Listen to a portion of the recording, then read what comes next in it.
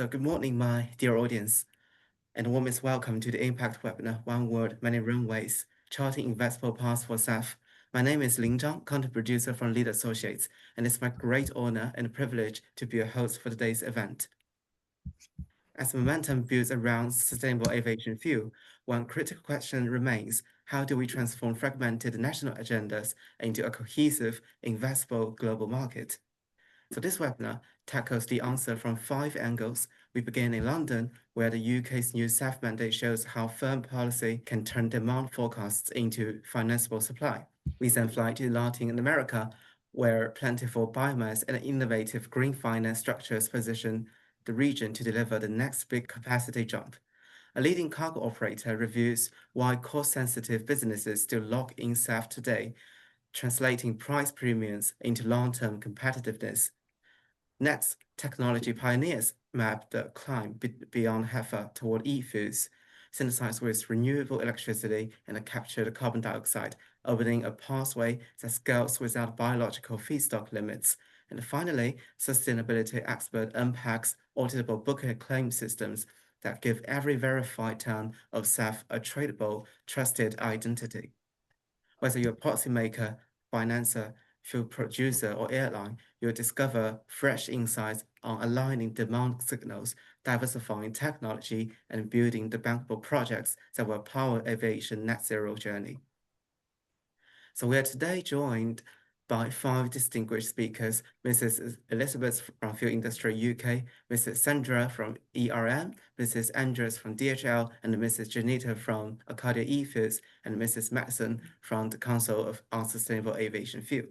During this webinar, I encourage all of you to actively engage in our discussions, ask thought-provoking questions, and share your invaluable insights. There will be a question and answer session following each keynote, and while we may not be able to address every question due to time constraints, rest assured that the relevant points may be revisited by speakers in the box later on. Please note that this webinar is part of the virtual content of SAF Global Summit 2025, which will take place on September the 2nd and 3rd at London, UK. We extend our special thanks to our partners and sponsors, including Green Sky Visionary Partner, Boeing, Innovation Partner, Innovate UK, Diamond Sponsor, Nest, Platinum Sponsor, Siemens, Gold Sponsor, Johnson Matthey, and KBR, and much more, to discuss the latest innovation and fuel your business future by meaningful connections. To open our program, it is a pleasure to welcome Ms. Elizabeth as Chief Executive Officer of Fuel Industry UK. Elizabeth represents the companies that supply the vast majority of Britain's transport fuels and has been closely involved in shaping the country's new sustainable aviation fuel mandate. Over the next 20 minutes, she will walk us through how the UK combines legally binding volume targets, a revenue certainty mechanism, and clear guardrails on feedstocks to give both producers and airlines the confidence they need to invest. Please join me in giving a warm welcome to Mrs. Elizabeth. Thank you very much, and good morning. Thank you for joining us all today and for your questions, which I'll answer at the end as well. So I'm going to be looking at how the SAF mandate works, its similarities and differences with schemes in other countries, and also how it interacts with other elements of UK regulation and policy. The members of Fuels Industry UK manufacture and supply over 93% of the UK transport fuels, including the UK's only industrial-scale SAF refinery facility, Phillips 66 in Humberside. It is the view of Fuels Industry UK that lower carbon fuels could contribute far more to the UK's growth and emissions targets, particularly in the efficient and effective decarbonisation of transport. And that's because they can use existing infrastructure rather than forcing consumers and businesses to buy new vehicles. However, existing policies do not offer sufficient incentive for investment in domestic production, and the UK is struggling to compete with other countries for investment. Today, we're focusing on the sustainable aviation fuel and the SAF mandate, which is a positive step for aviation towards addressing this lack of investment. However, I'll also highlight a number of regulatory inconsistencies that increase cost and risk. Let's look now at the UK SAF mandate. Encouraging the adoption of SAF is a key part of the UK government strategy to meet net zero aviation by 2050. And internationally, governments have either used a tax incentive to encourage increased production and supply or a stick approach. And the UK has joined a number of other countries in prioritising this stick, with the SAF mandates adopted or being implemented in the EU, in Scandinavia, in Singapore and Japan. And in these countries, fuel producers must supply increasing proportions of SAF, and airlines are required to use it. The UK SAF mandate became effective from the 1st of January 2025. It's very new, and it sets targets on suppliers to provide increasing amounts. So it rises from 2% in 2025 to 10% in 2030 and 22% in 2040. 64,000 tonnes of SAF were produced in the UK in 2023. And the 2% target for 2025 equates to 230,000 tonnes. So it's a significant increase in a short time. The mandate is managed through an annual scheme with tradable certificates, and these reward the supply of SAF in proportion to reducing greenhouse gas emissions. The administration process mirrors the UK's Renewable Transport Fuels Obligation Scheme. Suppliers submit via an online platform the amount and specification of SAF supplied in previous years and evidence that it's been used in the UK, such as bills of loading or proof of payment. And once the administrator has assessed the information provided, the certificates are issued and can be used to discharge SAF production targets for suppliers. Exceeding the targets will allow suppliers to sell certificates to other fuel suppliers that do not meet their targets. The alternative is for those suppliers to pay a buyout price. The mandate requires the verification of fuel precisely down to the litre, whereas other similar schemes use a tonne scale approach on similar volumes of fuel. So we are concerned that the administration of the mandate is too high. While SAF is binding on fuel suppliers, there are impacts on airlines through the UK's emissions trading scheme, as SAF is exempt from the airline's ETS costs. And that means if they do use it, they do not incur an ETS charge relating to the SAF that they consume. It's perhaps simpler to examine the similarities and differences with the approach taken by the EU. One key difference is that the EU's equivalent framework does not permit a buyout. Rather, suppliers pay a penalty for failing to meet their targets, and unlike the UK, they still have to make up the shortfall in the following year. The EU imposes a refuelling requirement preventing tankering, and this is when aircrafts carry additional fuel in order to avoid refuelling in destinations where it's more expensive. The UK has not introduced a minimum fuel requirement for airlines departing from UK airports, but the government plans to monitor this and consider mitigation options later if required. Another deviation from the EU is the UK's introduction on a cap on SAF produced from hydroprocessed esters and fatty acids, or HEFA for short. And these are currently the main SAF source and are derived from refining waste oils and fats. The UK is importing a cap from 2027, which will gradually decline in order to reduce the risk of diverting HEFA fuel from road transport, which relies heavily on it in the UK. However, the UK does mirror the EU approach to power to liquid fuel. PTL fuels produced from carbon capture and hydrogen that's generated from low emission or renewable energy. And the UK mandate includes an obligation to gradually increase the use of PTL from 0.2% in 2028 up to 3.5% in 2040.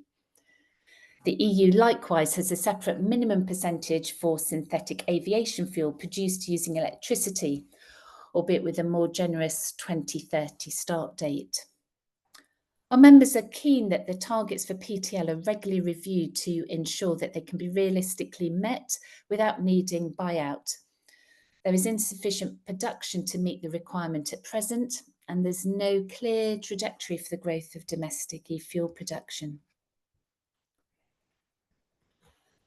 Let's look at government support for SAF. The SAF mandate does not exist in isolation. The UK is also supporting domestic SAF production through a revenue certainty mechanism, and this is designed to address uncertainty over the future cost of SAF and an undefined market price in order to enable UK investment. It uses a guaranteed strike price funded by industry. The government guarantees an agreed price per litre of fuel for the SAF producers who apply to the scheme. And if producers sell it at market price and that is lower than the strike price, they receive the difference. But if the market price is higher, then the difference is paid back. This type of mechanism is already used in the energy sector here, for example, to subsidise the production of low carbon electricity in the UK. Our members have concerns, though, over the design of the levy used to fund the RCM. And in a recent consultation, we made the point that charging producers might actually deter investment in the UK. There's two further associated provisions for SAF. The UK has an advanced fuel fund, which provides grant funding to first-of-a-kind commercial and demonstration scale projects. And this is used for development stages up to the start of construction, but as you perhaps expect, is considerably lower than the cost of building a commercial SAF plant. And there's also a UK clearinghouse, which is a programme to support the development, testing, qualification and production of SAF. And it acts as a central hub to help producers navigate the processes of bringing new products to market, ensuring they meet stringent standards for use in commercial aviation.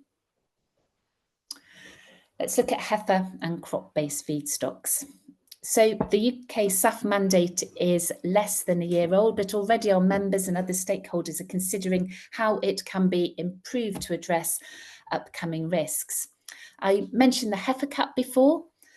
The supply of its feedstocks, waste lipids such as used cooking oil, is limited in the UK. And there are different views on how the mandate should approach this in the future. On the one hand, growing global demand may push the supply chain past a tipping point where either prices soar or sustainability concerns trigger a backlash due to failures in certification. And the UK may therefore need to reduce HEFA usage, potentially through further caps or bans. But then this would create a shortfall in the supply of SAF.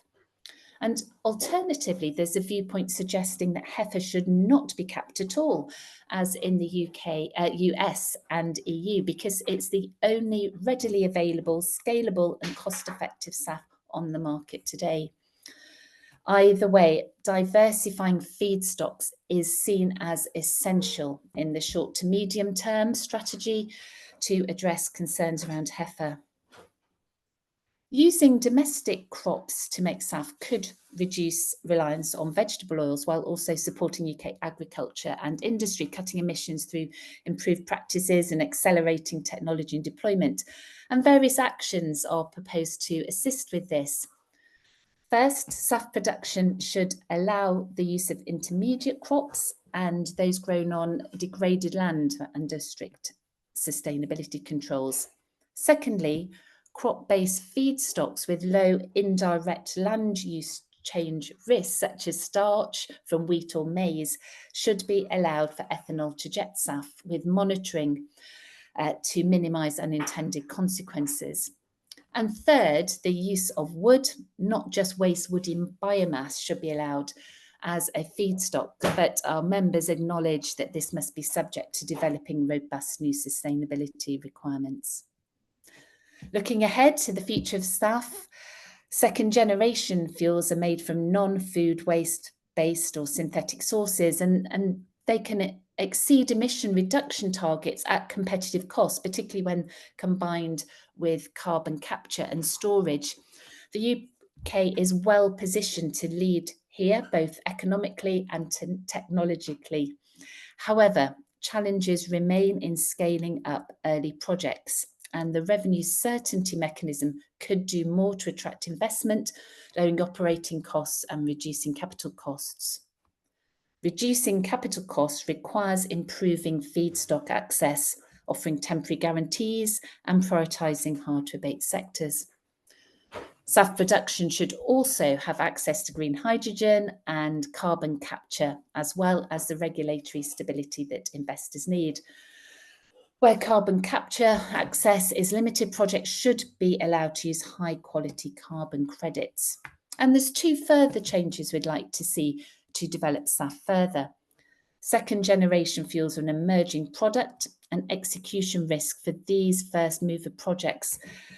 And that could be improved through government involvement in insurance support, debt guarantees and performance-based assurances. Wider barriers to UK manufacturing also need to be addressed to attract investment in new technologies and lower their costs. For example, UK energy and carbon costs are among the highest in the OECD, and the government could do more to simplify and align the various competing regulations and net zero schemes shaping transport policy. I've put some key points on the screen for some of the topics that I've raised here, some key facts and figures about the SAF mandate. You can see when it became effective and the targets it's setting, how that we use a buyout price or we are able to sell certificates, and where it's less prescriptive than the EU on the buyout mechanism and tankering, and but more prescriptive on the HEFA cap. Diversifying SAF feedstock is seen as absolutely essential. And then other elements as well. So the revenue certainty mechanism important. Thank you for listening. I've put the points behind me or in front of me, in fact, so that we can have time for some questions. I hope there's time for at least one.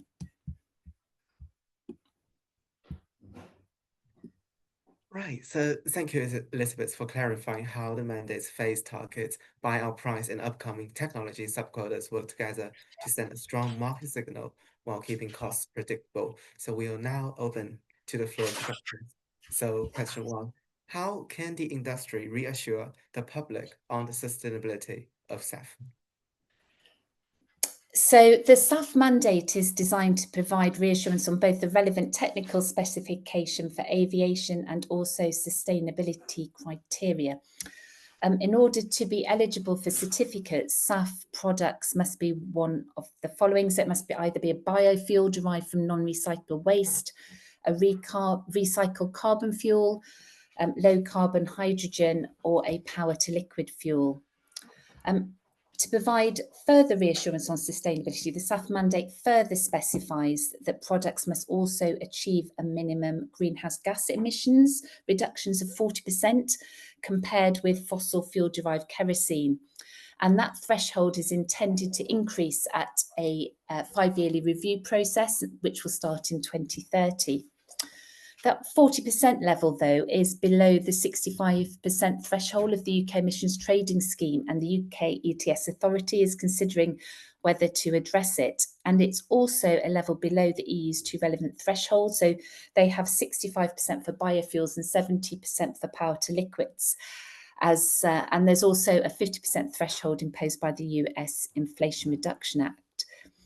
So in practice, it benefits imports from the US and limits exports to the EU. However, it does exceed a 10% threshold, which applies globally to airlines in the carbon offset and reduction scheme for international aviation. So in summary, it's those 4 criteria and the minimum greenhouse gas emission reductions of 40%, which should give reassurance on sustainability. Right, thank you. So the second question is municipal solid waste likely to become a significant feedstock for production of SAF? And why is it? So yes, but it's tricky. So there's a range of potential SAF waste technologies, including municipal solid wastes. So that's the type collected in bin bags, and also sewage sludge. but the processes are more expensive than for HEFA, but the good emissions performance that you get from it does make it an attractive option once technology is matured and scaled up.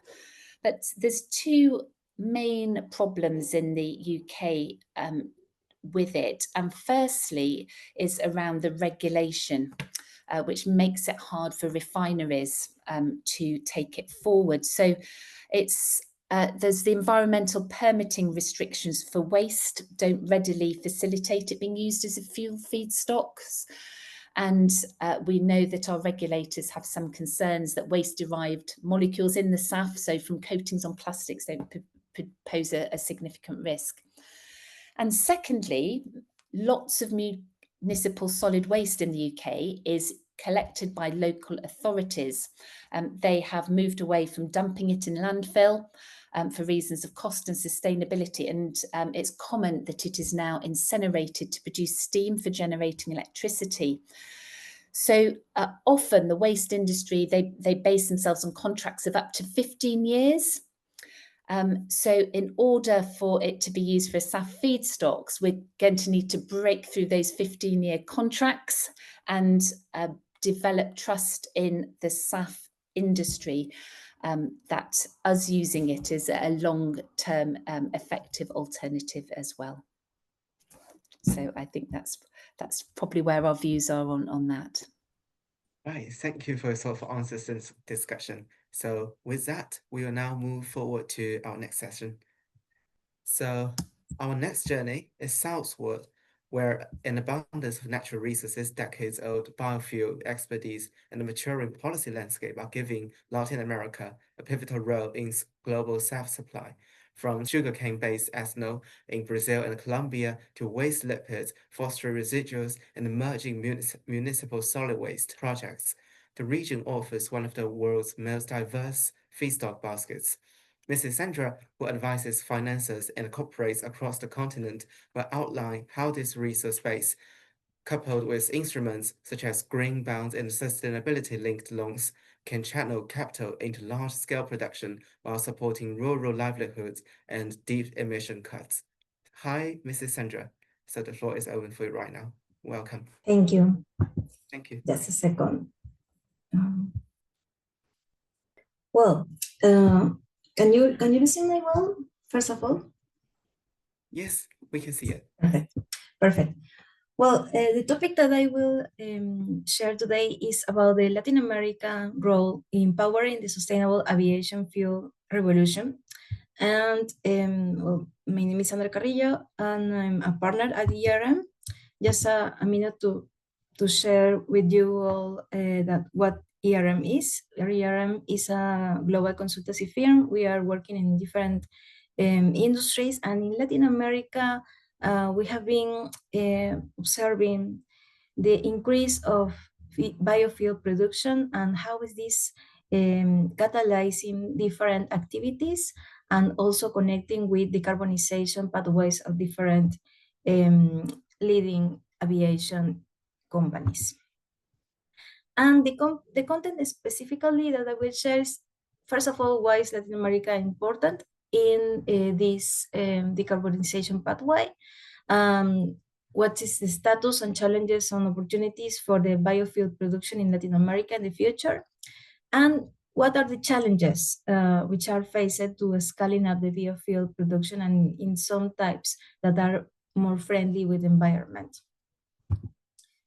So the first question that you may be asking is, why is Latin America important? Which is the role that it's playing in this powering sustainable aviation fuel revolution? And the first message for you is that Latin America is considered an ideal region for low carbon, high yield feedstock sourcing. And nowadays, the region is playing a strategical, an important and increasingly central role in the powering the sustainable aviation fuel revolution due to the abundant natural resources, established biofuel industries, and emerging some policy frameworks that are being developed in some countries. And as Latin America is known as a region with a rich biomass and agricultural resources, which are critical for this SAF development production. Some key feedstock includes sugarcane, which is consolid in Brazil and Colombia, used in ethanol and renewable fuel production. And the other types of biofuel production that are more friendly with the environment are being developed in minor scale. I will go in deep with that point in the next slides, but we are also identifying some groups on our ecosystem of biofuel production in terms of use cooking oil and animal fats sourced from food industries and agriculture. The palm oil and other oil seeds in Colombia and Ecuador has been growing, even though there are some controversial trade-offs related with this activity due to deforestation, and also they are currently part of the feedstock mix.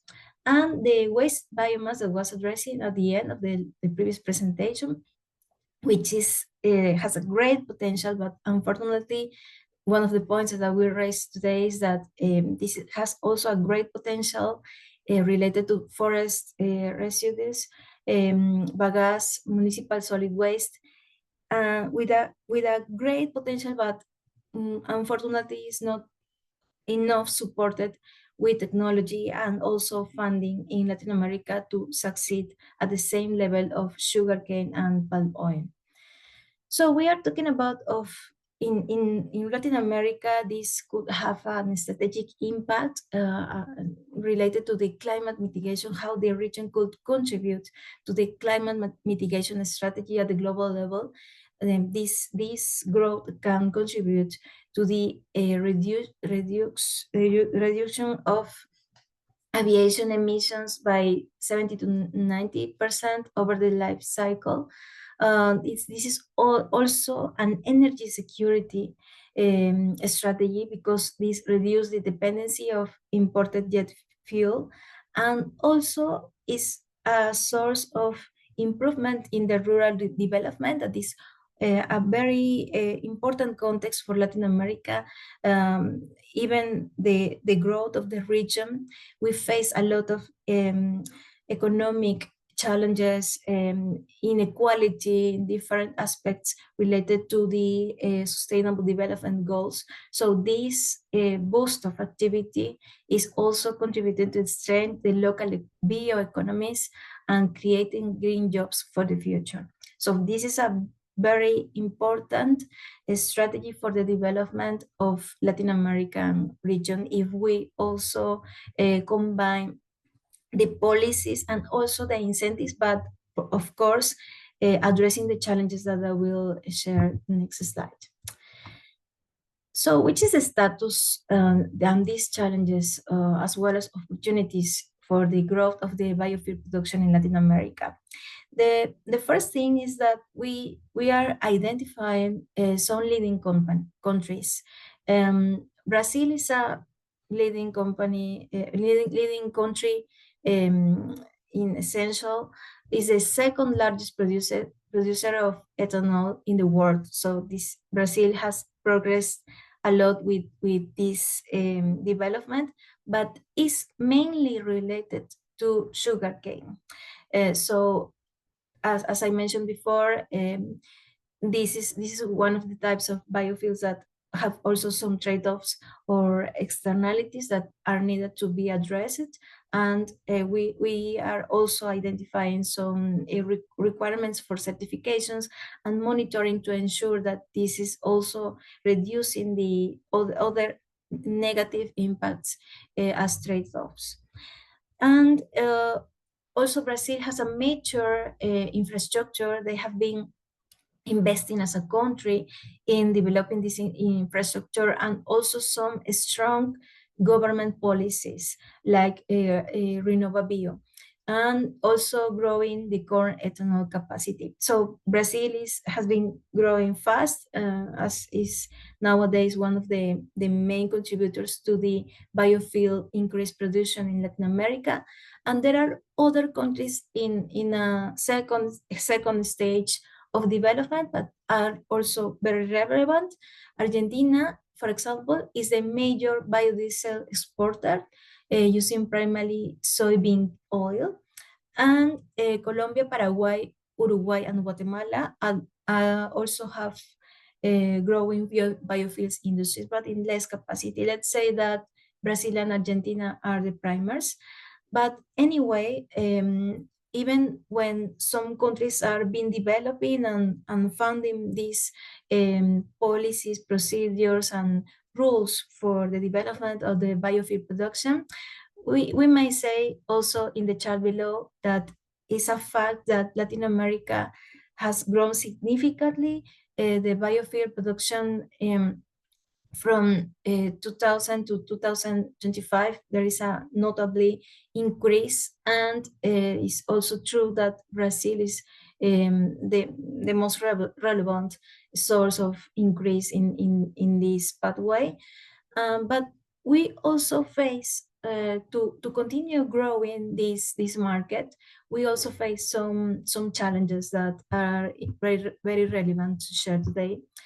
The first challenge is that, as I mentioned before, this growth has been supported in the sugarcane, soil, and palm oil, which are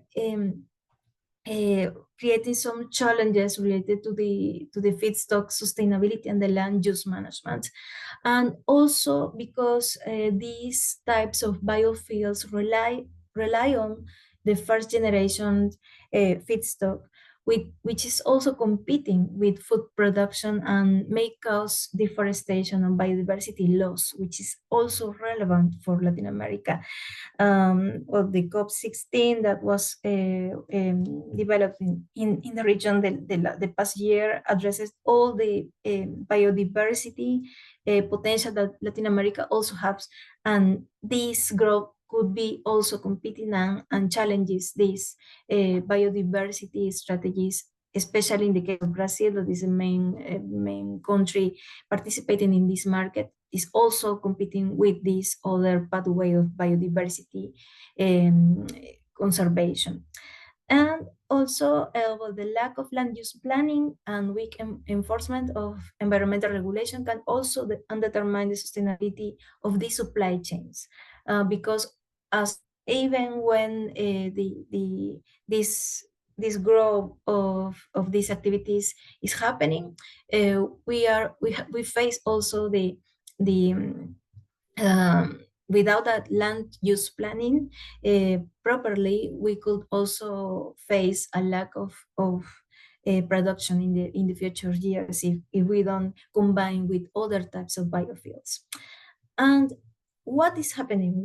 What do we need to improve or increase the production of other types of biofuels? There are two key limitations or challenges, but also opportunities to invest in Latin America. The first one is related to the technology gaps. What is one of the main challenges?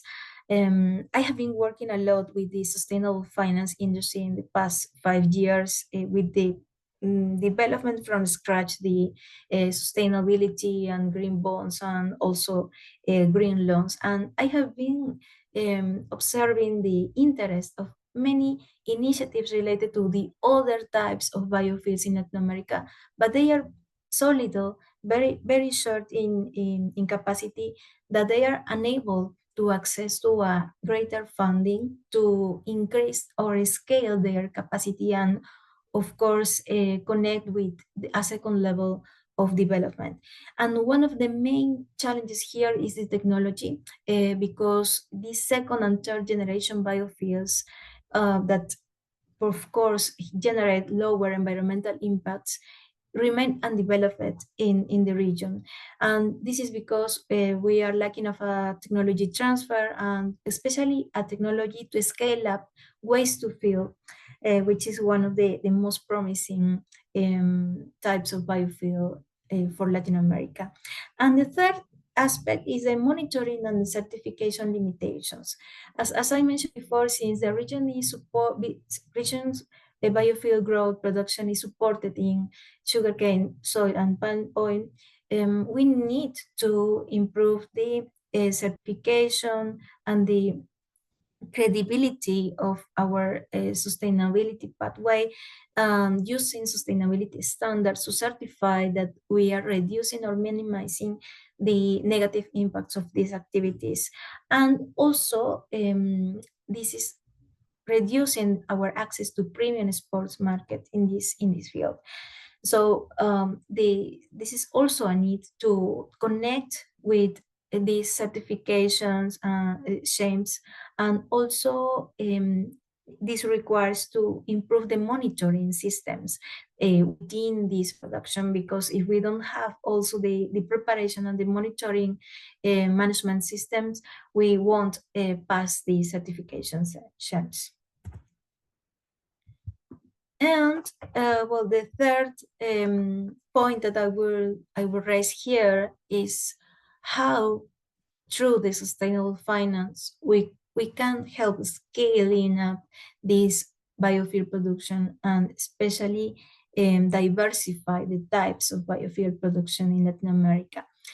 The first point is related to the demand, what is happening also with SAF and some airlines in Latin America that are also creating decarbonization roadmaps, aligning with global commitments and progress in the industry. And on the other side, what this lead to the sustainable feedstock development. Concerning the green bonds and sustainability-linked loans that have been increasing, the first point is here below a chart that is demonstrating the sustainable finance allocation to the aviation sector in Latin America. That's a first point, very relevant. From 2022 to 2025, there is an increase, but there is also a potential growth in the future till the 2030. This is the estimated growth for this industry. And there are some key first primers like LATAM Airlines, which is one of the main airlines in the region that has been committed to the greenhouse gas reduction, and how this is tied to increasing the SAF usage in Latin America, and not only connected with the international airlines. And what is happening in the sourcing level. Well, finance can promote resilient and climate smart feedstock supply chains, mainly adopting regenerative agriculture, increasing the certification schemes that I was mentioning before, and especially in integrating new technology to diversify the types of biofuels that are being produced in Latin America, and especially with the goal of ensuring that feedstock don't compete with food crops or cause deforestation or biodiversity loss. And well, finally, this sustainable finance allocation to biofuels in Latin America, because we need funding to acquire this technology and keep growing, is also with a great potential, but we need to find these definitely sources of funding. And well, I just call and promote the interest of in potential investors in this sector. There's a lot of potential in Latin America, but definitely we need to invest in technology and also in these management systems to be like connected and aligned with the trends and better practices at the international level. Thank you.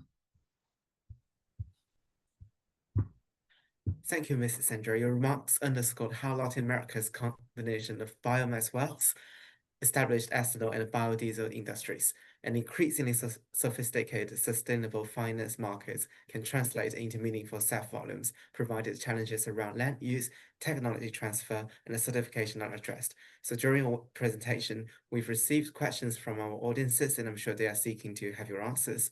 So question 1, how do you see the funding market for SAF production technology developing? Is the capital global?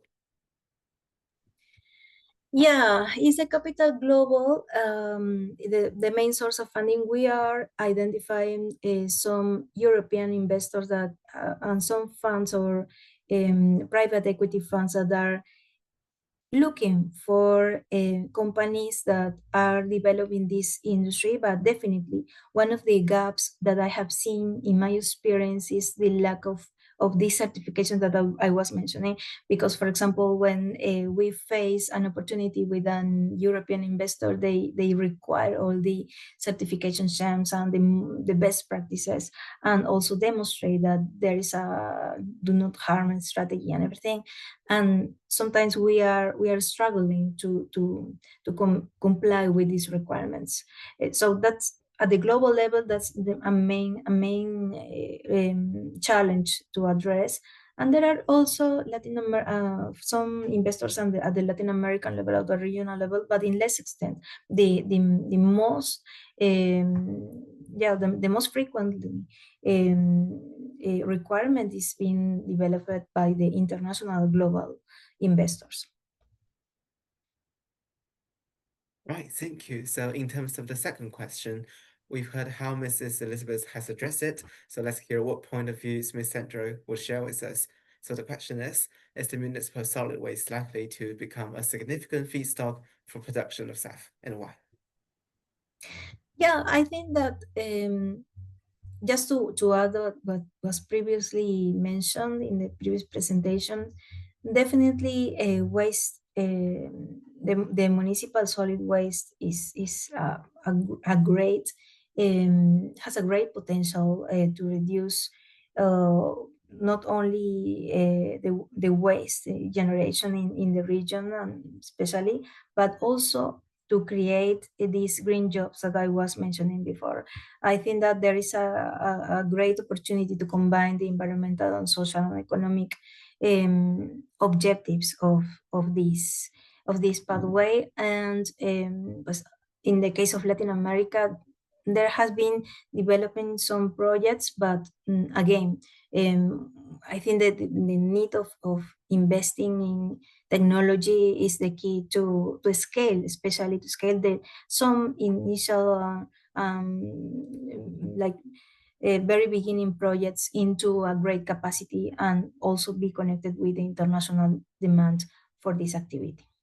So Sandra, many thanks for very detailed answers and participation in this webinar. So now let's move on to our next speaker. So it is now my pleasure to introduce Dr. Andres from DHL. Under his stewardship, DHL has emerged as one of the aviation sector's most active SAF buyers, locking in long-term offtake agreements across multiple continents while experimenting with book and claim solutions to extend decarbonisation benefits to customers. Andrews will share how the company weighs price, risk, and sustainability metrics when converting intent into concrete fuel contracts. So, Dr. Andres, the floor is yours. Yes, thank you. Let me try to share my screen. So I hope you can see all my screen now. So I'm from DHL. I'm responsible at group level for the decarbonization programs, clean operations is how we call it, and particularly jointly with our procurement team for the sourcing of sustainable fuels. And let me share a little bit through these presentations the view on the SAF world from an off-taker's perspective, so a little bit less into details on the technology pathways, but rather on the boundary conditions and the commercial terms that are interesting for us. But maybe first, before we go into the detail a little bit, why am I talking here as an airline? Well, DHL is the largest logistics provider worldwide. We do offer various logistics services, starting from the right, the legacy post and parcel business in Germany, facilitation of e-commerce flows globally. We do manage complete supply chains, including the operation of 3,000 warehouses, but we also do forwarding business in air, ocean, and road, which means we do transport more than 3 million tons of air freight. Here we use third-party airlines, and we operate an express network, so the overnight delivery of parcel and packages. In this case, we do operate a quite extensive airline on our own, which consists of around 300 dedicated aircrafts that do fly from us. And if you look at our footprint in terms of CO2 emissions, this means that roughly 2/3 of emissions do stem from aviation activities, half due to the third parties roughly, and half due to our own airline. And when we talk about decarbonization, consequently, SAF is the biggest lever for us to achieve our targets. And how important is sustainability for us? Well, we have a strategy where sustainability is fully included amongst what we call our bottom lines. So the 4 dimensions that we typically look at when we take any business decision, meaning with any business decision, we also take into account what effect does it have on our footprint. We also look at investments decision that way. And when it comes to logistics, we have actually the aim that we want to support our customers to reduce their footprint, because we know our logistics services is scope 3 emissions of our customers, and therefore we aim to be the low carbon logistics provider in the world. So this is why we are doing this.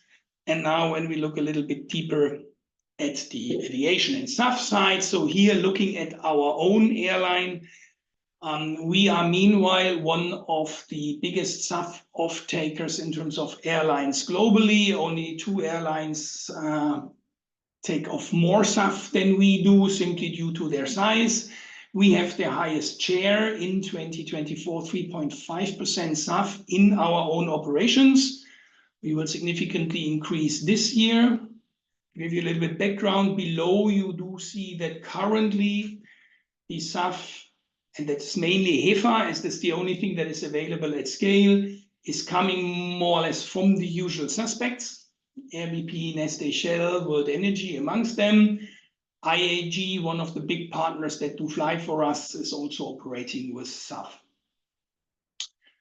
73 kiloton doesn't sound too much in total volumes. That is true, but if you look at the current production of SAF, this is roughly 10% of the global production, and way more than 10% of the voluntary market, because quite some volumes are already bound in mandatory markets, in mandates. Okay, that's a little bit the background why we are talking to this one. We have managed in 5 years, where we had SAF in 2020 at San Francisco at the first airport, where we have brought SAF into operation to expand it to 14 airports globally. This is mainly because we believe that the problem of bringing SAF to the operations needs to be solved sooner or later. I will come to the benefits of book and claim, but overall, you also need to bring it to the entire operations, not only to one airport. And we have also realized that for our customers, it's more trustworthy if we say, look, we bring SAF to an increasing number of airports, so it's truly embedded in our network. So if we attribute something to you from the SAF that we use in our organization, it is distributed around the globe. If you look at the boxes, and we have also put here on whether we receive incentives there, you see that the majority of the airports comes with incentives, with significant incentives, because what we are talking here, when we talk about our SAF consumption, it's all voluntary markets. So this is entirely what I'm talking outside the mandates. Yes, the mandates will kick in, but if you operate globally as we do, the proportion that the mandates contribute to our decarbonization are actually fairly low, because we also fuel our aircrafts at markets without any mandates, US being one of them. On the very right-hand side, you do see a very few airports without any mandates for very specific reasons, one being Leipzig, our major hub here in Europe, where we do need to find solutions. Also in Leipzig, we are at the only airport, because we partly operate the fuel farm, we are actually mandated party. So indeed, in Leipzig, as of this year, we will also have volumes under the mandate. So that is where we have our SAF. What is important and why we do this starts actually from the left-hand side. We want to help our customers to decarbonize. And when you think of what we actually sell to our customers, it is trust. Because a parcel looks exactly the same on whether this is delivered with normal fuel or it's delivered with SAF. Even more so, a drop of kerosene looks exactly equal on whether this is normal kerosene or whether this is SAF. The moment it crosses the boundaries of an airport, it is certified as normal fuel and you cannot distinguish. The only thing that you can distinguish are the green attributes that come alongside with the fuel, and they need to be documented and they need to be trustworthy. Which means ultimately on our customer side that they do get something that is certified from us. So we certified whatever we do internally by SGS, that's an external auditor.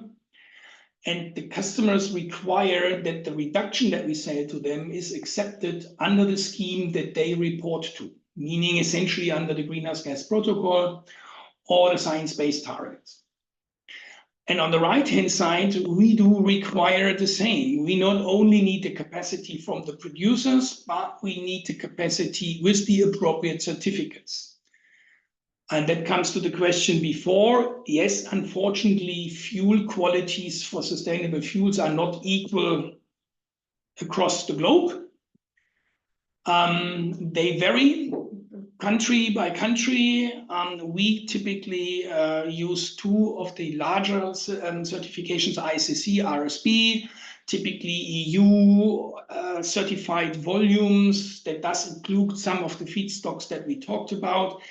We need this certification not only for the trust in the entire value chain to our customers, but this certification is also very critical whenever you apply for the incentives that play a major role for us.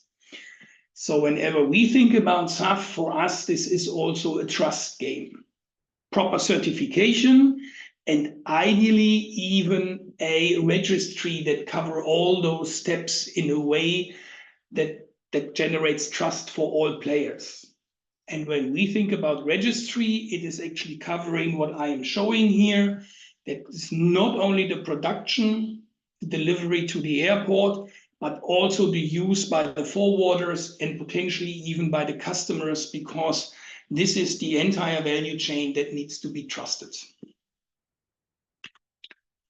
So talking about book and claim, and I want to focus a little bit when I talk about book and claim on the right-hand side, because the left-hand side is typically what is, at least I realized on every conference. Yes, book and claims makes the distribution of the fuel easier. You don't need to double infrastructure. You can bring it to the airport that is closest to the production. All understood, and this is important.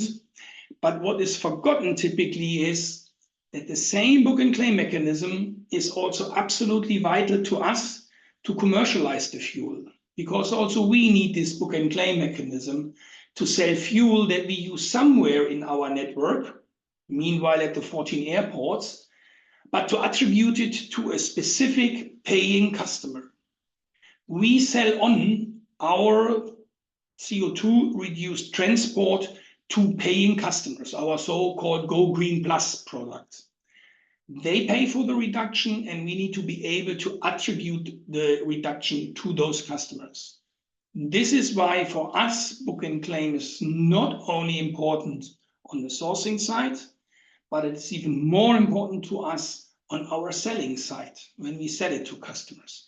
And without book and claim, the voluntary SAF market would immediately break away, because you can no longer attribute benefit to paying customers. So when I think about the commercial cornerstones, I think I said it, but I want to summarize it for us. the supply chain due diligence is absolutely important. A proper certification and documentation of the green attributes. The second is we don't have the sustainability criteria unified across the globe. I think there needs to be a constructive dialogue in between politicians, fuel producers, feedstock producers, and users of what is desired, what is accepted, what is available to come to a good understanding of sustainability criteria for feedstocks. Book and claim, for us, absolutely important, in particularly when it comes to commercializing the reduction.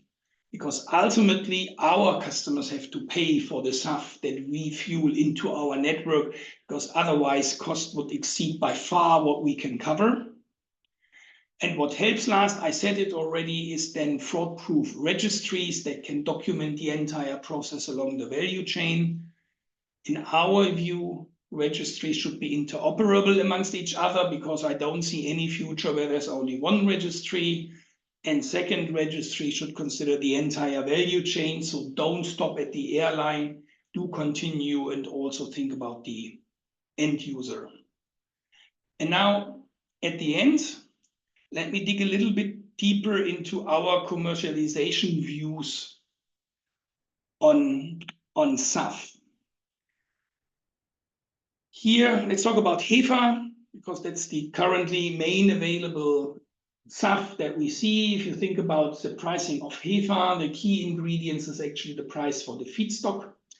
UCO, including electricity, we both called it here feedstock. That's the majority of the price. Then you typically do have the cost of the production, that is CapEx and OpEx of the facility of the specific projects that we are talking about. You then do see a fixed margin that is pretty much dictated or brought into the game by the investors of the facility. Our view is then you can deduct incentives, and I told you already how important incentives are. We typically bring SAF to where we can leverage incentives. And then what we are actually interested in is the premium for that SAF over the normal Jet A. So in our view, we also mentally deduct the price of the Jet A and then come to a certain premium for the SAF.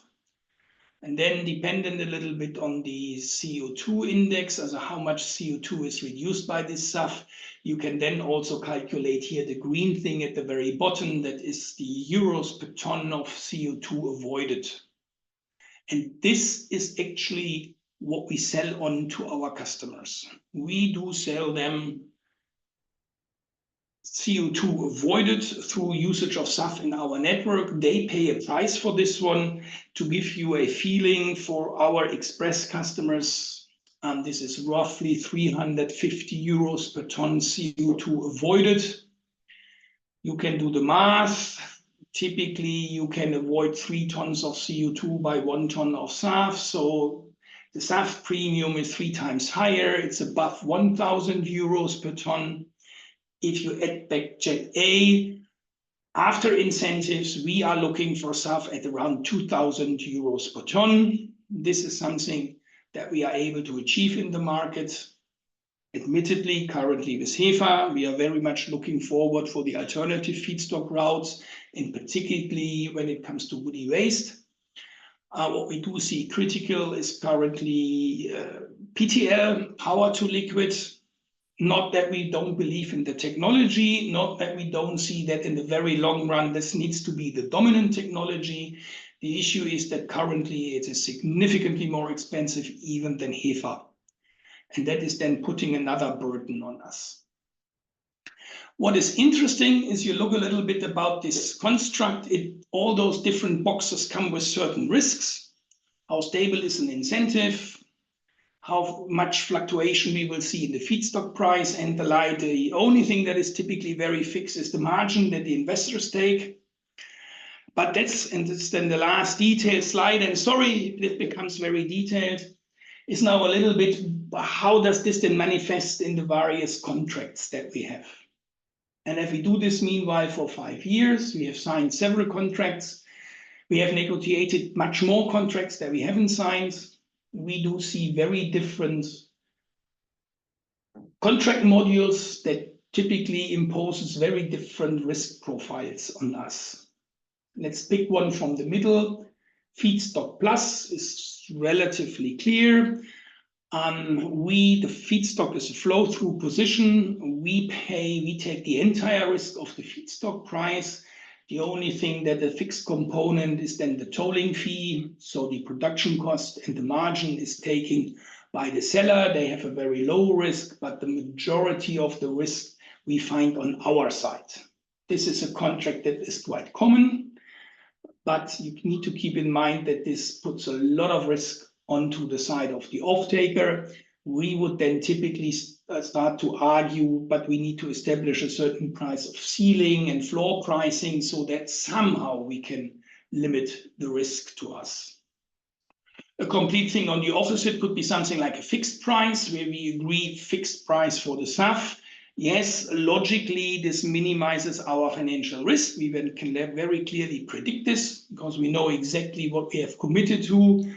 Only issue with this is, you might have realized in many of the presentation, everybody is expecting that the SAF price is falling in future, economies of scale, technical maturity. It is not so easy to enter now into a fixed price contract that starts with delivery in 2028 and lasts until 2038, while everybody tells you that in 38 SAF will be significantly cheaper than today. That is another thing that we need to handle with. A little bit the future for us that we see where the market is probably heading is the very last line, that the market is sufficiently fluid that you do have something like SAF indices and you can build your contracts on SAF indices, which would then, similar than in the normal kerosene market, split the risk equally between the off-taker and the seller. So this is how we look at contracts, how we look at long-term offtake commitments. This is how we look at the risk sharing. And we find the risk currently very much on our side, which we need to find to cope with. As DHL, we are in the lucky position that we are a relatively large company, and we have a different view on the risk on a several million SAF deal than a smaller company would likely have. But that's the off-taker perspective. And maybe at the end, to summarize, yes, when we talk about an ideal off-take, there is a couple of mandatory points that's unavoidable. Obviously, it needs to be certified as jet fuel. It needs to be compliant with our sustainable fuel policy because we have certain criteria, at least 60% CO2 reduction. That's higher than we have heard in one or the other mandate. We exclude certain feedstocks like palm oil. That is our internal sustainability criteria. We simply implemented this due to the lack of globally available standards. We want to have it properly certified, and currently the biggest schemes, ICC and RSB, is the ones that we accept. And we need to have it at our aircrafts because that we also realized is sometimes missing. It's one thing if there's a plant that is producing the fuel, how it comes from that premises in a blended, certified way, delivered into the wing of our aircraft is something that we need to bridge and be jointly with the delivery company. And then with respect to risk sharing, that is a very important part when we need to talk about contract durations, 10 years, 5+5, the pricing models, like I've shown on the previous page, with floor and ceiling prices to make the risk somewhat manageable for us. We need to have certainty on the incentives. Nothing worse than uncertain incentives that add another risk and uncertainty to the equation. And ultimately, we typically strive for also a clause for political change. So if a complete pathway feedstock becomes no longer eligible for incentives or not at all accepted on the market, that we at least do have some exit clauses that will protect us from this risk. This is a little bit the ideal view from an off-taker. And I think this can add a little bit the other side of the equation to the discussion we have today. And now I'm looking forward for your questions.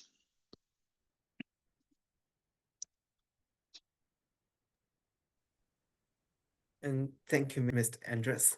Your presentation demonstrates that clear demand signals paired with pragmatic cost-sharing structures can accelerate project finance even in today's uncertain price environment. So here I also got some interesting questions from our audiences, and we can't wait to hear your answers to these questions. So question 1, what are the surprises and disappointments regarding the current SAF prices? That is a very, very good question. Let's start with the good news, the surprises. Indeed, we started that journey. Also, we are sourcing SAF for 5 years, so we started some 7 years back. Prices were relatively low, and one of the big disappointments were that the prices were increasing due to all of a sudden a shortage in the market. But what's really surprising and very positive is that meanwhile, prices are declining, and with these roughly 350 euros per ton of CO2, that is at a level that we can also forward on to our customers. So what is currently really surprising is that we can commercialize the SAF that we buy. Currently, that is as a price point where we can sell that SAF. That seems to be a price point that the market is willing to accept. That was very positive surprise. A very disappointing surprise was now the first mandates kick into place, e.g. in Europe, and we realized that the mandates forces us to buy SAF from the fuel producers that have to produce it equally to the airport. And this SAF is significantly more expensive than the SAF that we can buy ourselves. So currently there seems to be a kind of monopolistic situation with the SAF mandates for the fuel producers that makes us not entirely happy.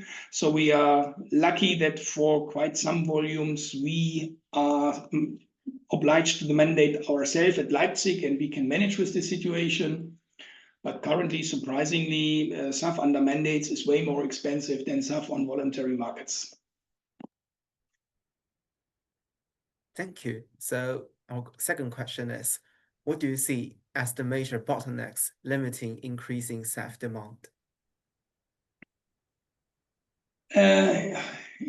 Also you might have seen it on one of the slides. We do have a fairly good overview of all potential existing planned projects in the world. If a significant fraction of these projects materialize, there would be enough SAF for the mandates, even for our voluntary targets. We want to have 30% of our fuel replaced by SAF.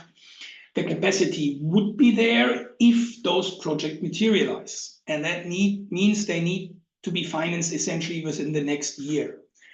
And I think one of the biggest risk is currently uncertainty in the markets that makes it very difficult for company to finance those deals. As I've explained to you, the investors typically want to minimize their risk and then looking at all the other players to take that risk. And there is a lot of risk in there in terms of technical maturity, feedstock pricing volatility. There's also a lot of man-made uncertainty in there, like uncertainty on incentives and the like. So currently, there's a lot of uncertainty preventing investments into capacity. That's my view. Thanks again for your generous answers. And I very much look forward to witness more projects being implemented in the future. So now let's welcome our fourth speaker, Mrs. Janita, leads Global Venture Development at Arcadia eFuels. From the headquarters in Austin and talent hubs across Denmark, Italy, and the UK, the company is moving from an 80,000-ton nameplate plant toward capacities above 20,000 barrels per day by the mid-2030s as new renewable power and electrolyzer costs mature. Mrs. Janita will outline how such design one build many plants can turn fluctuating green electricity, capture the carbon dioxide and the seawater into drop-in fuels, illustrating why eSAF sits on the next run of the technology ladder beyond HEFA. So now please join me in welcoming Mrs. Janita. Good day, thank you. I'll just share my screen. Yeah, sure. Good day to all, and thank you for that introduction. I am, as mentioned, Janita Naidu, Vice President Global Venture Development for Arcadia eFuels. Most of my career has spanned as an engineer commercializing technology globally. with 27 years based at Sasol, and really a company that pioneered the application of Fischer-Tropsch technology into coal-to-liquids application, then gas-to-liquids, and now more recently found its way into power-to-liquid SAF. Just a bit about Arcadia. So Arcadia eFuels is what was established 4 years ago with the aim to produce eSAF, e-diesel, and e-naphtha at scale using Fischer-Tropsch.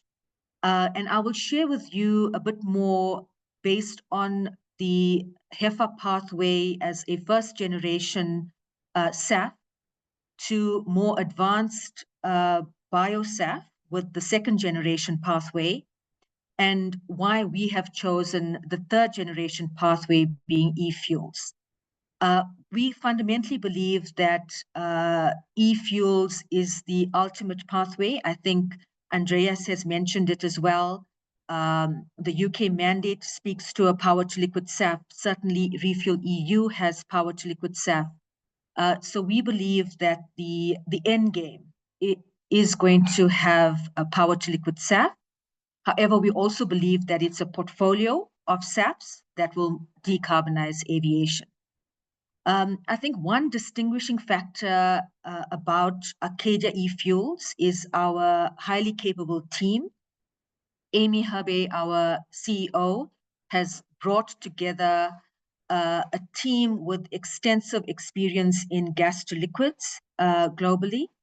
We are headquartered in Austin, Texas. However, we are growing a global footprint. Our first generation 1 technology would produce 80,000 tons per annum. But as mentioned in the intro, we aim to get to 20,000 barrels per day as a plant capacity beyond 2035. In terms of our innovative process design, this is a plot plan from our flagship project in Denmark, where we've completed FEED with a tier 1 contractor. We have a class 2 estimate and a full equipment list. And this is now our generic package that we use for our design 1, build many strategy. We believe that an integrated, standardized and modularized plant design would help get up the learning curve, but down the cost curve in the quickest way possible. And I think previous speakers have already mentioned that there is a high cost of production to e-fuels.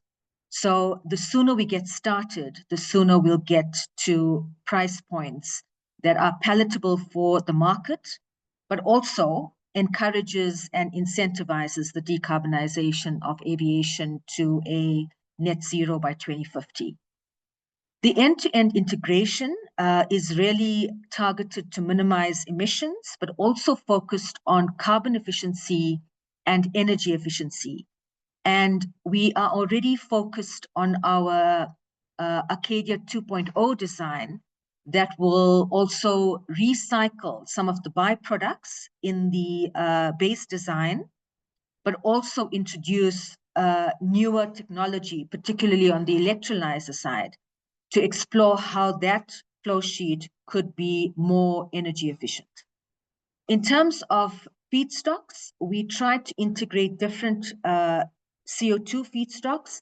I think with the initial Refuel EU, we are certainly looking at industrial point source CO2 from hard to abate industry like cement and steel, but more importantly, biogenic CO2 from geographies that have a rich endowment of these feedstocks, and then ultimately direct air capture as we watch that technology grow and mature, and again, hopefully the price point comes down. In terms of a plot plan, we really minimize land use and we prevent competition with food production. So really, again, trying to be as sustainable and as careful in our design upfront. The Denmark project uses seawater, so we've built in desalination as our base design. However, we can use river water depending on the availability.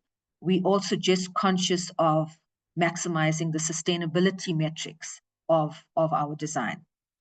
And then, as I mentioned, the plant is replicable in multiple locations, and production can be scaled up, again, very much dependent on availability of feedstock, but also as we watch the electrolyzer technology develop and mature over the coming years.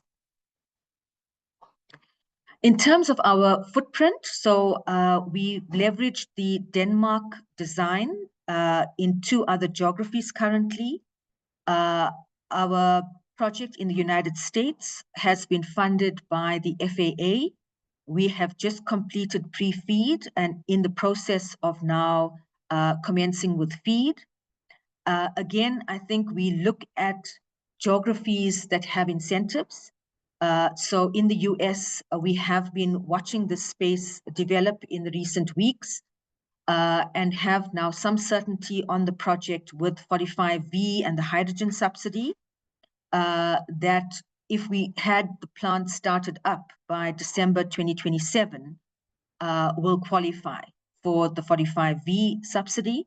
The renewable electricity subsidies are falling away. However, again, that's a space that we are actively advocating and actively watching. I think Elizabeth has very clearly articulated the opportunity in the United Kingdom, where we believe again that there is not only a SAF mandate that creates the market pull, but also the revenue certainty mechanism that provides the right incentives for a producer to invest and have a bankable project. So we really believe the UK are trailblazers in this space in terms of providing a very clear and developing methodology for the revenue certainty mechanism and the guaranteed strike price. Again, we are actively engaged with the Department for Transport and the Department for Sustainability and Net Zero in the UK to understand what guaranteed strike price will make a power to liquid SAF a reality in this decade, and whether that is a strategy or imports for now with the likes of the US and the subsidized hydrogen meeting the power to liquid SAF mandate, or even imported e-methanol being viable in the UK. So again, we are advocating for a in-country domestic production of power to liquid SAF with the potential of the hydrogen production business model and the redesign of that's underway to align with the SAF mandate to again create a level playing field with subsidization within the UK. And then obviously in the EU, a critical factor is Refuel EU, which we believe will sustain, the policy will remain.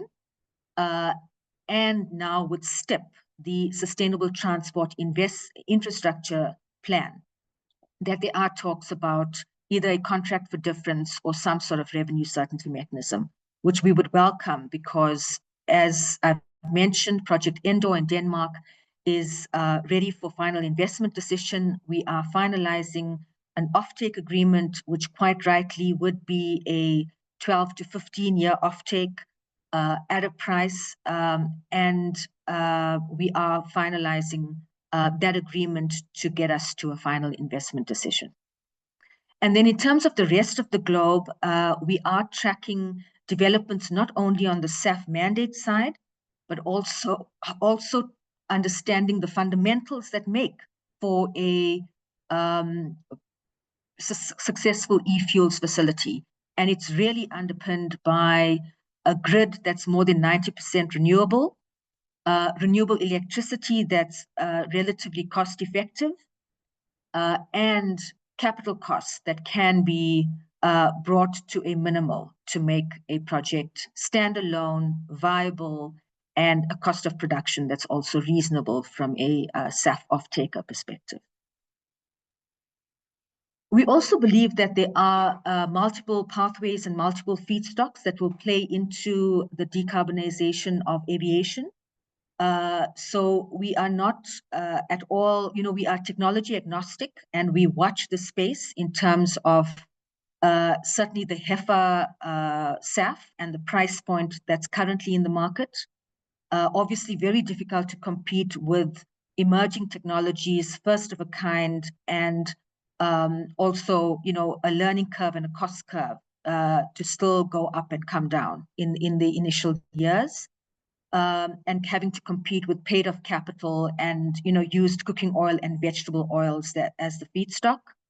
In terms of second-generation advanced biofuels with biomass and waste, municipal solid waste and biomass waste, that we also believe is an absolutely credible pathway. Again, land use, water use, and feedstocks will become a constraint as we move forward. And therefore, we've taken a bet on power-to-liquid SAF and e-fuels. And as I said, getting up that learning curve as quickly as possible and down the cost curve to establish plants at scale beyond 2035. I want to spend some time on this slide because I think this is the crux of, the ladder for SAF and first generation all the way through to third generation. I think as Arcadia, we have a passion for technology, and we are very open to emerging technology and to innovation. However, as a developer in the space and having vast experience as well as a team in commercializing new technology, we are also very conscious of bankability and what will investors need to get to safe, stable operations that are sustainable and profitable into the future. And when I say profitable, I think it's qualified by the fact that this is not extraordinary profit as investors or as developers. This is really meeting a return on an investment that satisfies investors at hurdle rate, and then also gives transparency to the market in terms of cost of production. And this is also something that Arcadia is open to. We've been very open about how to position ourselves in a market that is emerging, that we need to develop, because we now have to integrate the product to feedstocks that are intermittent, like renewable electricity. Prices are volatile, and then the technology as well is first of a kind and emerging. So we've been very conscious of also how we position our go-to-market strategy. But just coming back to this first generation, and as I mentioned, HEFA as a pathway, absolutely refinery into sustainable feedstocks and produce HEFA-based SAF. And I think the price point is, speaks to that as the base starting point. And so that makes it very difficult to compare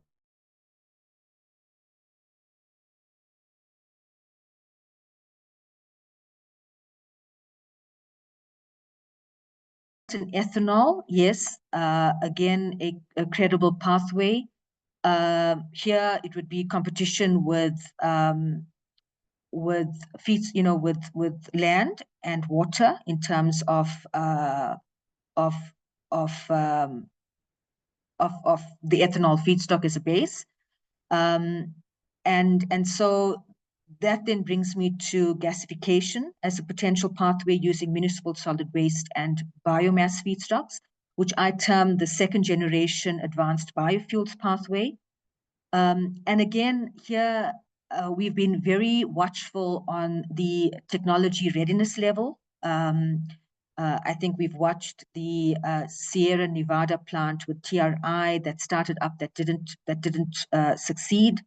There are other gasification technologies. The trick with gasification is really the feedstock preparation.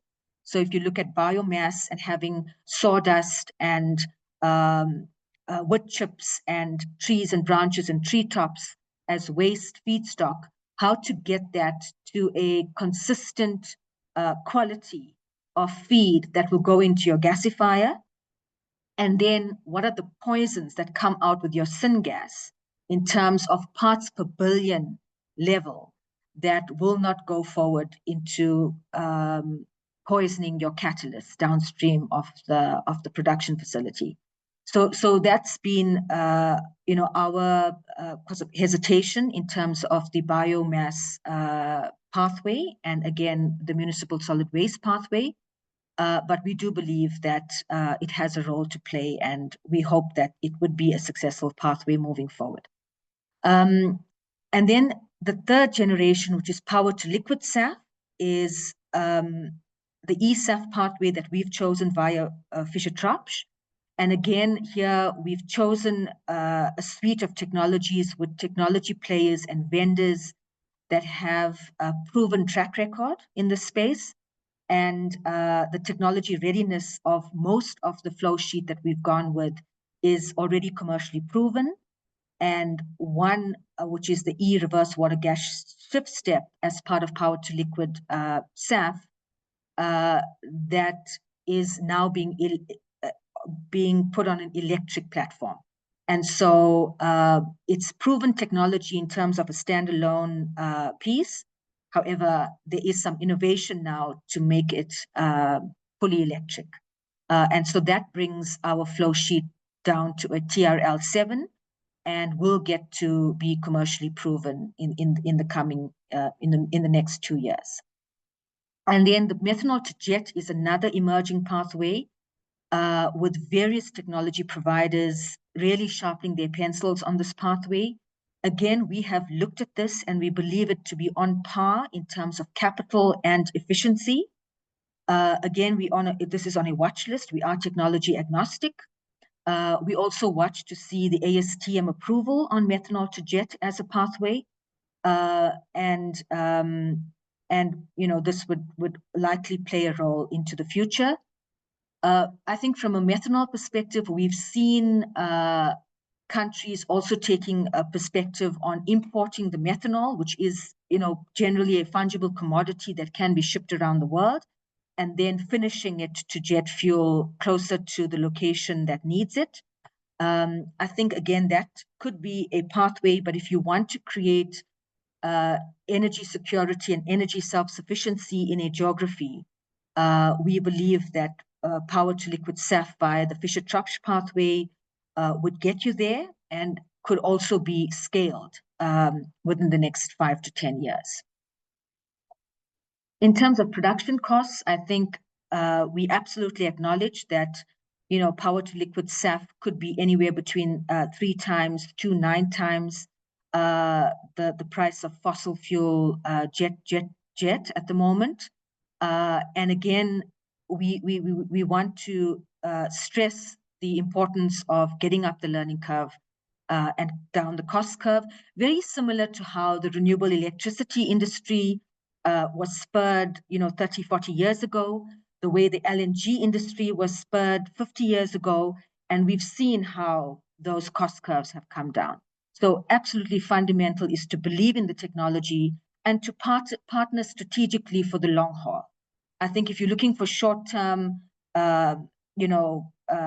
economically priced SAF, power to liquid SAF is a tough one to swallow. However, walking this road with a producer and a developer is imperative to get to that next wave of a price point.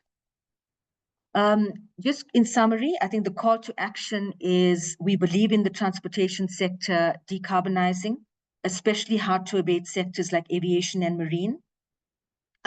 We believe that other sectors can electrify, but these would not, go to direct electrification. And a drop-in solution that we have presented as e-fuels is the medium to long-term solution for a zero carbon sector. Thank you very much. Thank you for your presentation. So your presentation showed that eSAF, pairs climate neutral credentials with high technology readiness and scalable feedstocks, positioning it as a leading option for hard-to-abate transport.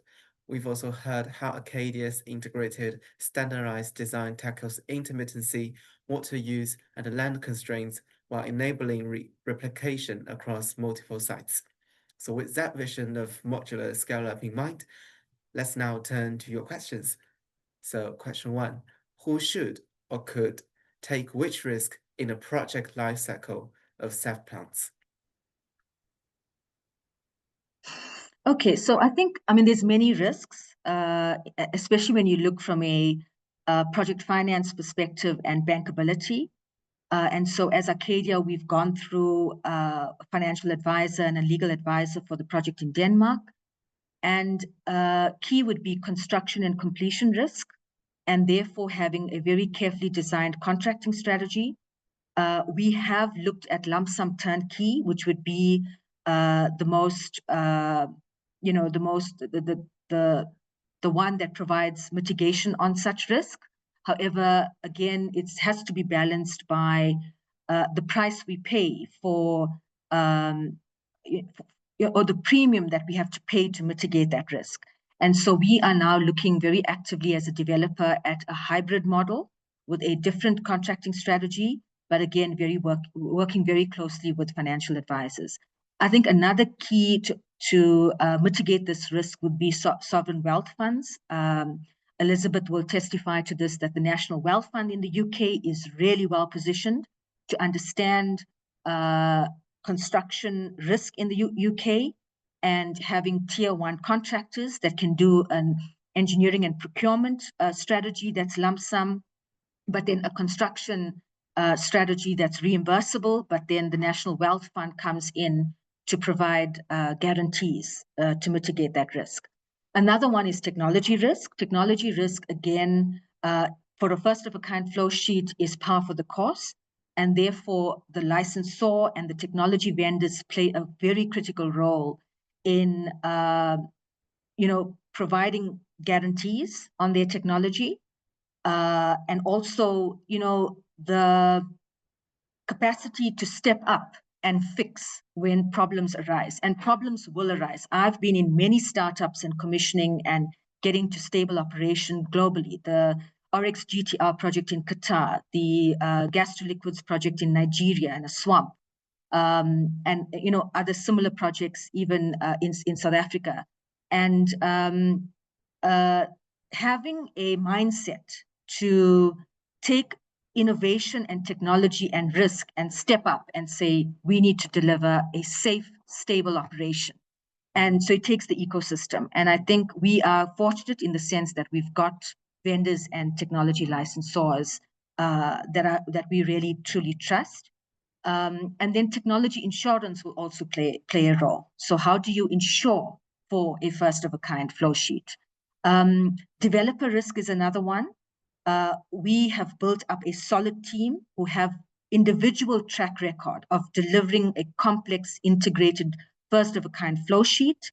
Again, how do we create that culture? How do we have systems and processes in place that it becomes automatic, that the culture of the company is driven around mitigating risk in terms of whether it's a first-of-a-kind flow sheet and having that HAZOP review with our contractor to ensure that every part of the process has been critiqued, has been looked at, very deeply.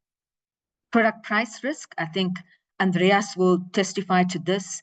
We absolutely need a 12 to 15-year offtake. We're trying to be innovative again in terms of formula-based pricing that links to renewable electricity pricing. Again, airlines are not familiar with this. Having a crude oil link to a jet fuel price or a HEFA link to UCO is understood.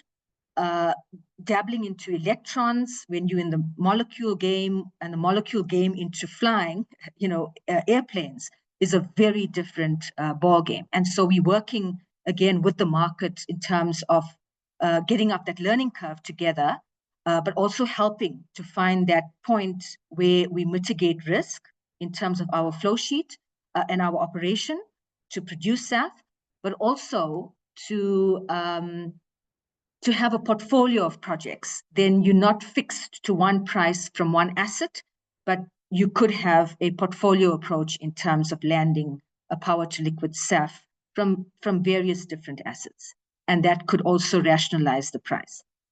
Operations and maintenance risk is another one. And again, you could have an established contractor that commissions and starts up the plant and runs it for a year or two before handing over. So the build, operate, transfer model, or outsourcing to an established operations and maintenance company, or building that expertise from the ground up.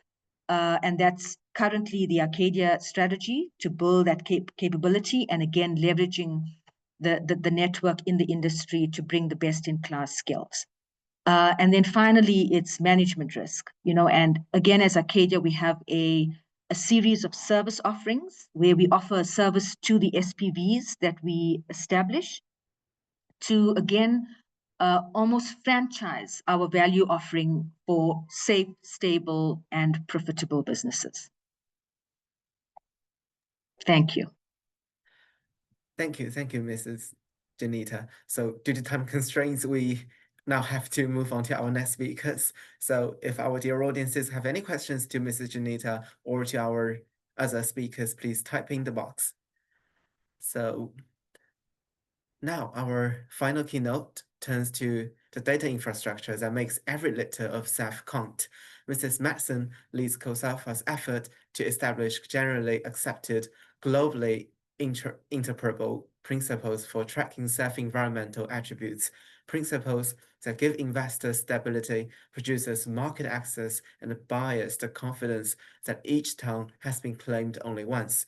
She will explain why credible book and claim systems, independent registries, and common documentation standards are essential if we are to meet net zero targets that require adding roughly one new SAF plant every month for the next quarter century.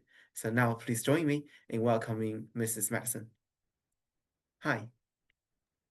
Hello. All right, so I'm going to start sharing my screen. It's okay, there we go.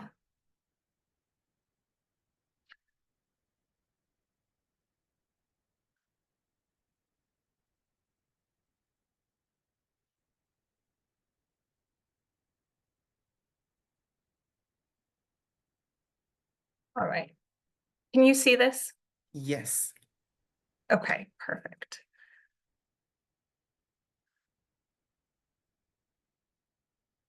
All right. Pleasure to be here. I'm the Executive Director for the Council on Sustainable Aviation Fuels Accountability.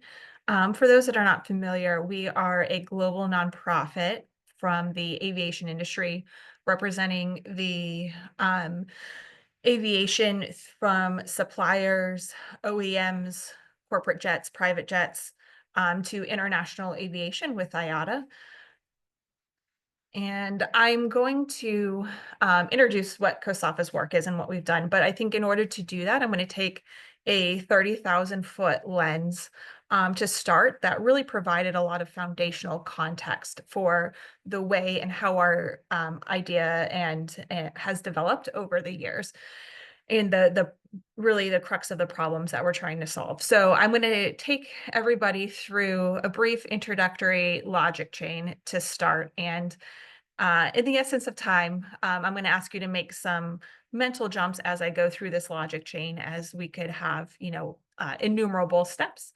But this really provides a foundation for the way our work developed.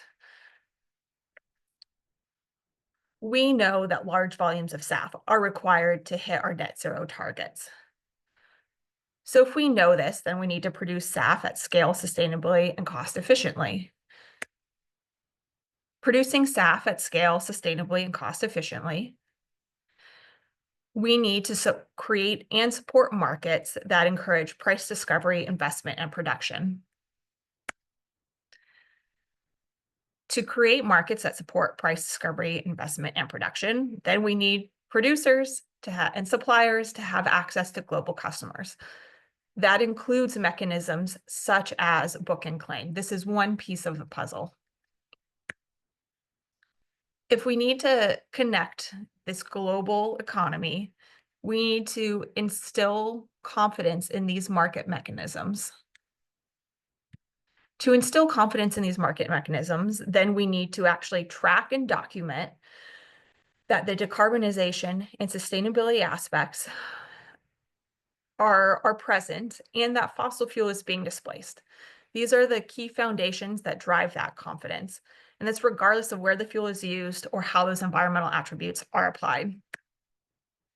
So this gets to the tracking and documentation. So that logic chain, although it probably has things that everybody knows and understands that's on this call, really leads to the foundation of why we need this tracking and documentation system.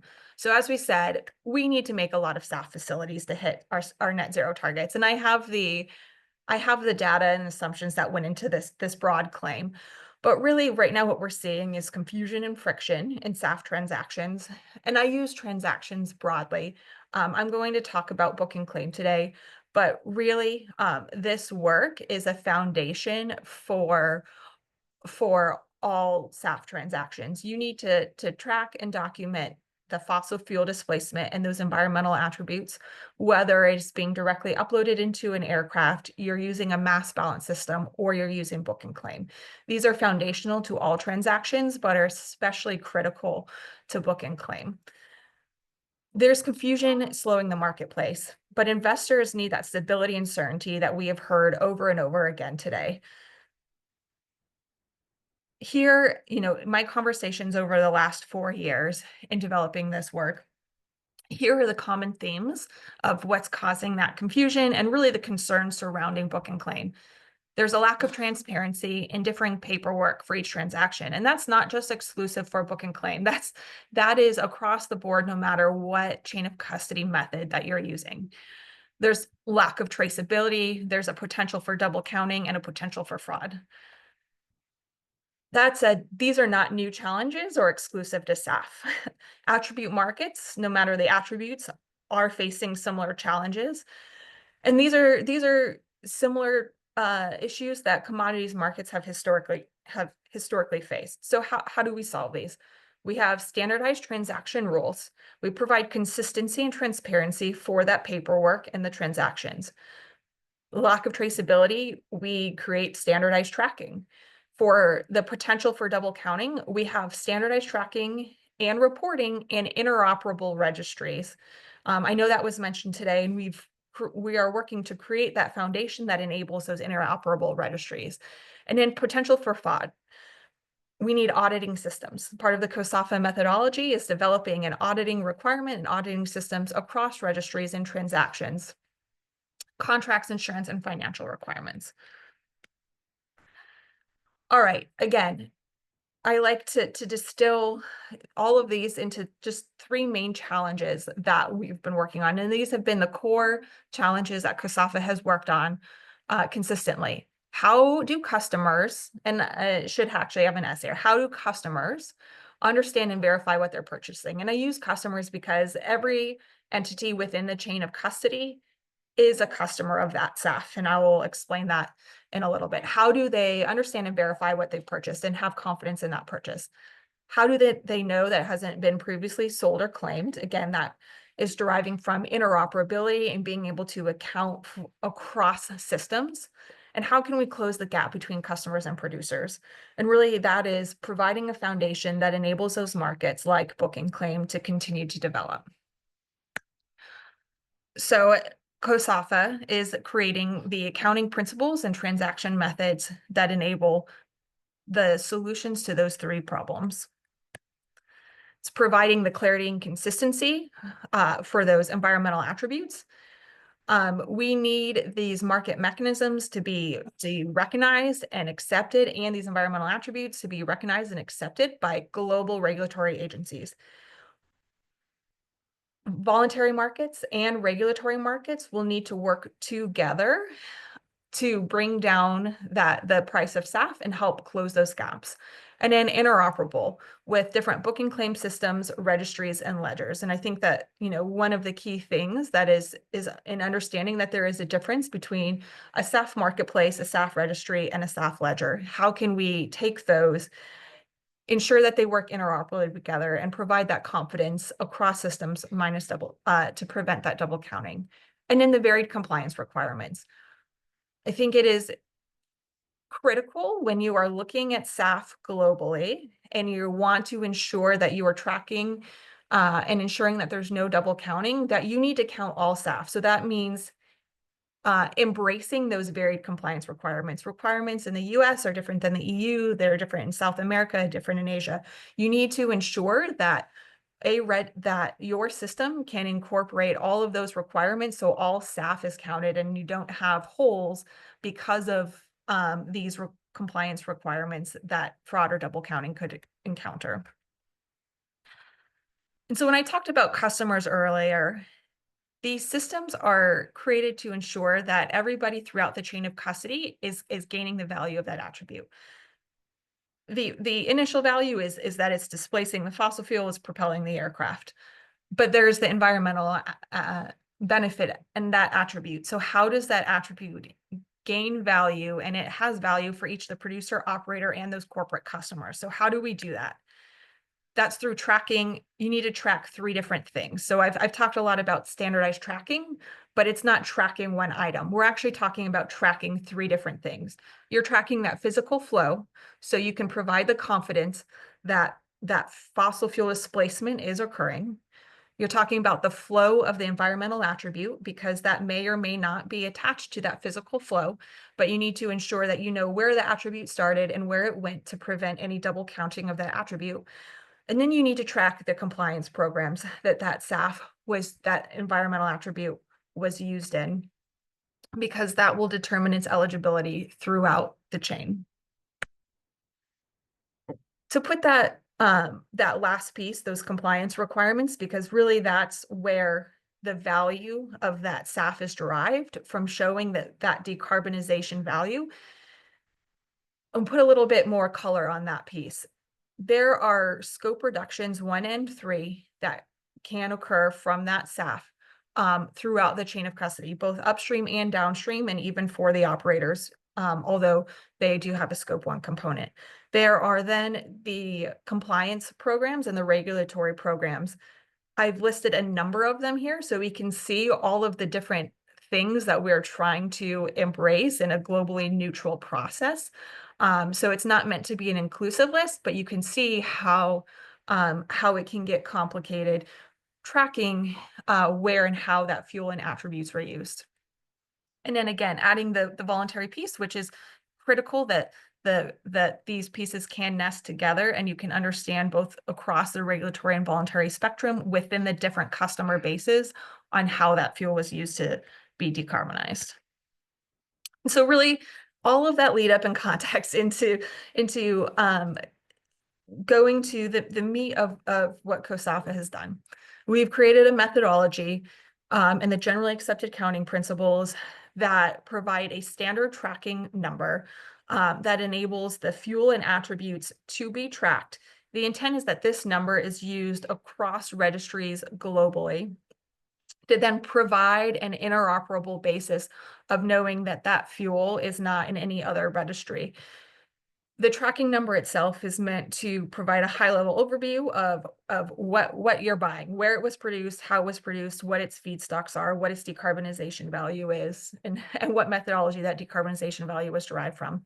And then for that initially larger batch of fuel to then be broken up into smaller and smaller increments as it travels through that chain of custody. That nests with a standardized tracking document. Starts with the unique ID at the top. We have the transaction information, and that's transactions for both the fuel as it changes hands and that environmental attribute as it changes hands.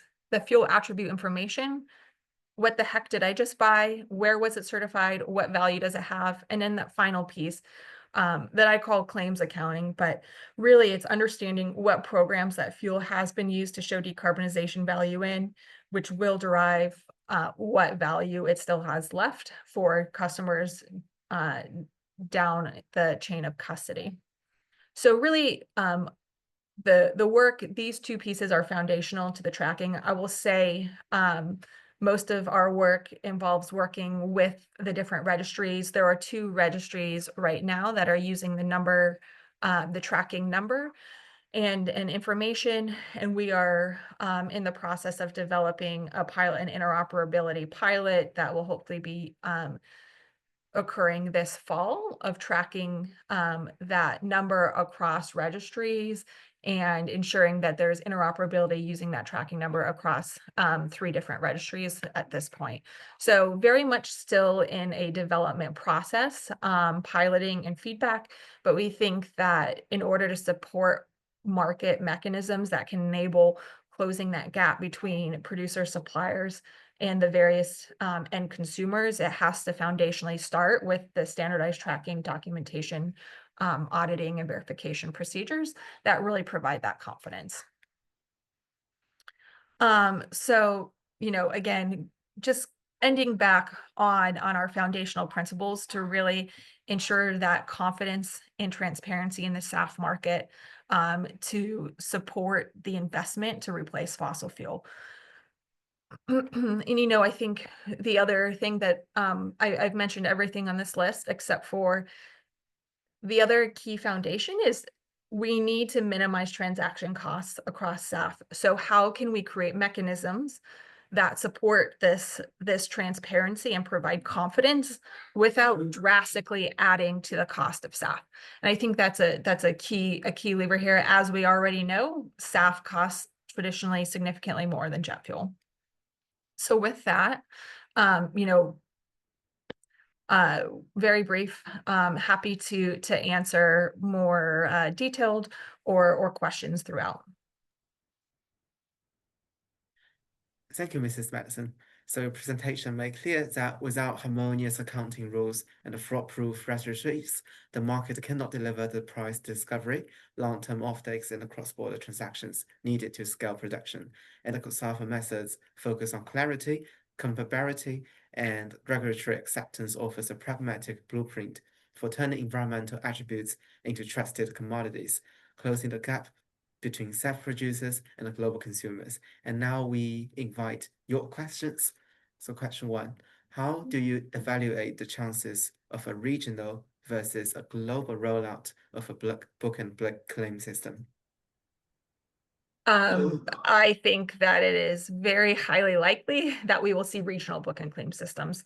As we see book and claim systems right now, some are regional based, but mainly they are customer based. We have book and claim systems that are catered toward a corporate customer, and the way those transactions occur, the way business aviation transacts in SAF, the way commercial aviation transacts. So we are seeing a rollout of boutique registries that cater to different customer bases. I think we will also see regional systems as there are, as I mentioned before, there's varying compliance requirements, which will naturally lead to that. And I think also it's much easier to create trust in those and confidence in book and claim systems from a regional context first.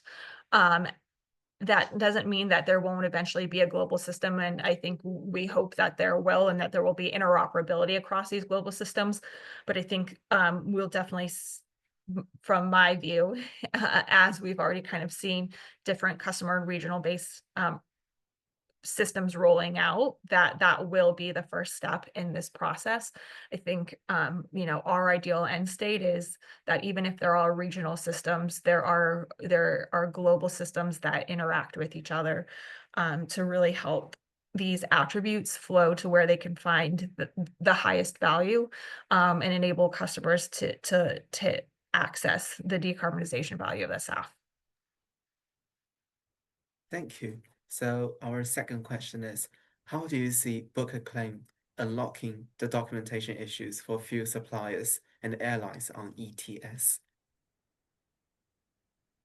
Yeah, I think there's a lot of nuanced difficulties when you start getting into the regulatory program. And maybe not a satisfactory answer, but it starts again with providing confidence and transparency in these systems that have started on the voluntary market to regulators, that they can have confidence that these can actually be implemented into a regulatory system.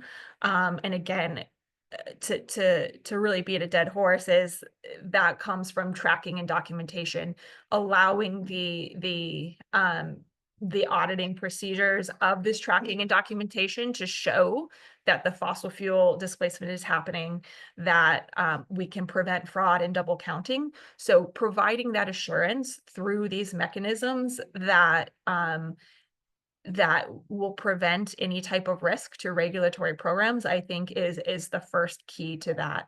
Obviously, there's a lot of, again, nuance depending on where that is, but you know, it starts with providing that assurance and having those conversations and demonstrating the capability. Thank you, Mrs. Matson. Thanks again for your generous answers with us today. So to wrap up, thank you all for being with us for One World, Many Runways, charting investable paths for SAF. Your questions, comments, and sheer enthusiasm have turned today's program into a genuinely interactive exploration of how sustainable aviation fuel can move from aspiration to implementation. Across the past 2 hours, we have heard how clear, stable mandates create certainty for producers and airlines in the UK, while Latin America's vast feedstock potential and the fast-evolving policy frameworks are positioning the region for rapid scale-up. How carriers like DHL are converting hard-nosed cost analysis into concrete offtake commitments, while venturing beyond HEFA toward e-fuels and alcohol-to-jet pathways matters for long-term supply security. And finally, how robust, auditable booker claim systems will knit these strands together into a trusted global market. The path forward is undeniably challenging, but it is also rich with opportunity. Delivering on today's insights will demand coordinated policy signals, innovative financing to de-risk first-mover plants, and ever closer collaboration between fuel producers, airlines, technology developers, and corporate customers. If we keep marrying pragmatism with ambition, measuring progress in tons supplied, routes flown, and emissions avoided, SAF can shift from a niche solution to aviation's mainstream fuel of choice.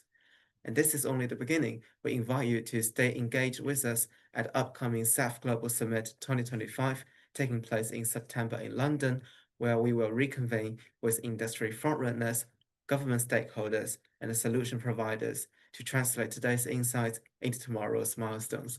And let's continue to shaping the future of SAF together. And finally, on behalf of Lead Associates Impact, I'd like to express my sincere appreciation to all our esteemed speakers for sharing their deep expertise and strategic insights. I would also like to thank our engaged audiences for your participation, thoughtful questions, and valuable contributions. And thank you once again for being part of today's session. And we look forward to seeing you in London.